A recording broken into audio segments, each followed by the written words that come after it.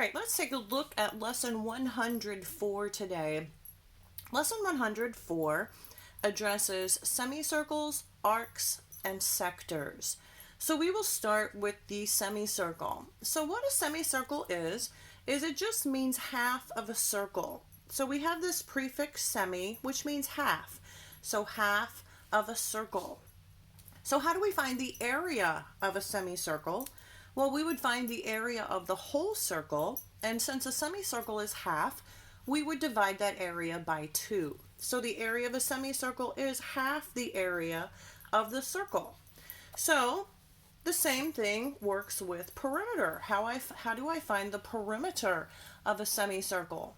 Well, I would find the perimeter of the whole circle, and I would divide by 2. So this figure is an odd-shaped figure. We see we have a semicircle here, and then we have part of what looks like a rectangle right here. So we need to find the perimeter of this shape. So in other words, the distance around the outside of this shape. What do I know? I know that this side is a 4. This side also then will be a 4. I also know that the radius of the circle was a 5. So with that information then, this would be a radius. So this would be a 5. This would also be a radius. So this would be a 5. So that whole distance right there is a 10, which means this whole distance is a 10. So far we know 4, 10, and 4. What I don't know is this distance. So that is half the perimeter of the circle. So let's find the perimeter of the whole circle, divide that by 2, and that will give us this semicircle perimeter. So how do I find the perimeter of a circle? Perimeter is pi times diameter. So I know that the diameter of the circle is a 10. So it's pi times 10. We will use 3.14 for pi times 10. And that will give us 31.4.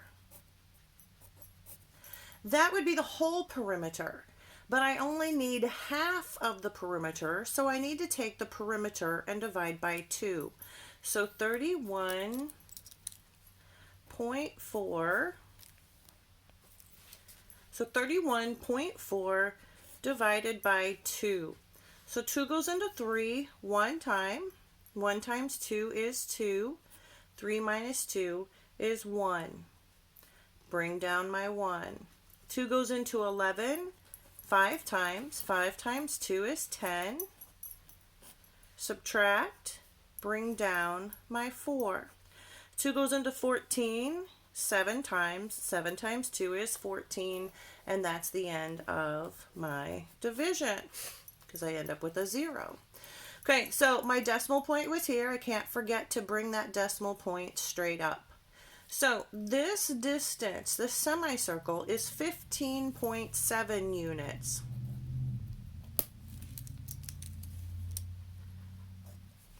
So to find the distance around the whole shape here, I'm just going to add these units up. So I have 15.7, and I have a 4 and a 4. I'm going to go ahead and combine those to make 8. Now remember, that's 8.0. And then I have a 10. And that would also be 10.0, just to make sure my decimals are lining up. Okay, so let's add. I have a 7. 5 plus 8 is 13. Carry a 1. And I have a 3. So the distance around the whole figure would be 33.7 units. So 33.7 units. This is not units squared because this is just distance. It's perimeter. I'm going to check my answer. Okay, 33.7. It looks like maybe the original unit was meters and I didn't put that on here. That's okay. We just put units because that's what we were presented with in the problem. So 33.7 units. Okay, the second problem we're going to do is just find the area of this figure. So this is the same figure that we just dealt with, but we're going to find area instead of perimeter. So I know this is a 4. I know this is a 10 from the previous problem.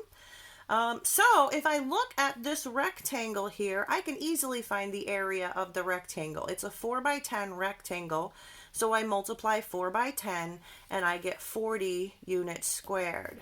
So 40 units squared. What I don't know yet is the area of this semicircle. So I'm going to find the area of the entire circle and again divide it by 2 since this is half of a circle. How do I find the area of a circle? Area equals pi r squared. Pi times the radius squared. So we will use 3.14 for pi times, what's the radius? The radius is 5. So 5 squared is 25. Okay, so then let's do the multiplication. 3.14 times 25. So 3.14 times 25. No calculators. 4 times 5 is 20. Carry my 2. 5 times 1 plus 2, 7. 5 times 3, 15. Okay, I bring down a 0 here. 2 times 4 is 8. 2 times 1 is 2. 2 times 3 is 6. Let's add those up. 0, 15, carry a 1, 8. 6 plus 1 is 7. Let's get our decimal point in the right place. Let's count. 1, 2, 1, 2. So 78.5 would be the area of the entire figure. But to find the area of the semicircle, I need to divide that by 2. So 78.5 divided by 2. 2 goes into 7 3 times. 3 times 2 is 6. Subtract, bring down my 8. 2 goes into 8 9 times. 9 times 2 is 18. Bring down my 5. 2 goes into 5 2 times. 2 times 2 is 4. Subtract, Okay, I don't have anything to bring down after I subtract, but since it's after a decimal, I can add a 0. Bring that down. 2 times what is 10? That would be a 5. So 5 times 2 is 10. I subtract and I have 0. So put my decimal point straight up. So the area of this semicircle is 39.25 units squared. So I need to go back up here and add that to the area of the rectangle. So 39.25. Now this would have been a 0 right there. Or I'm sorry, a decimal point right there with zeros on the end. I can add those. Okay, so let's do the addition. 5, 2, bring down my decimal, 9, 7. So 79.25 units squared. That is the area of this figure. All right, the next problem says find the area of this shaded sector. Well, what is a sector? A sector is a part of a circle. So this would be considered a sector. So a sector has edges that are radii. Okay, and then we have an arc right here, which is just part of a circle. And so those two radii plus the arc create the sector. Okay, so let's take a look at what we do know. This is an angle right here, and this angle measures 300 degrees. Okay, then that means inside here is an angle also. And since the whole circle would be 360 degrees, I know that this angle is 60 degrees. I know that's difficult to see right there, but that is 60 degrees. So to find what fraction of this circle is shaded, I'll take 60 over 360. So 60 over the entire thing. So when I reduce that, my zeros can go away. I have 6 over 36, which is 1/6. That means that this is 1/6 of the entire circle. So if I find the area of the whole circle and take 1/6 of it, then I will find the area of the shaded part. So let's find the area of the whole circle. So area equals pi times radius squared. Okay, so 3.14 for pi times the radius squared. The radius is 6 centimeters, so 6 squared is 36. So let's do the multiplication. 3.14 times 36. So 4 times 6 is 24, carry a 2.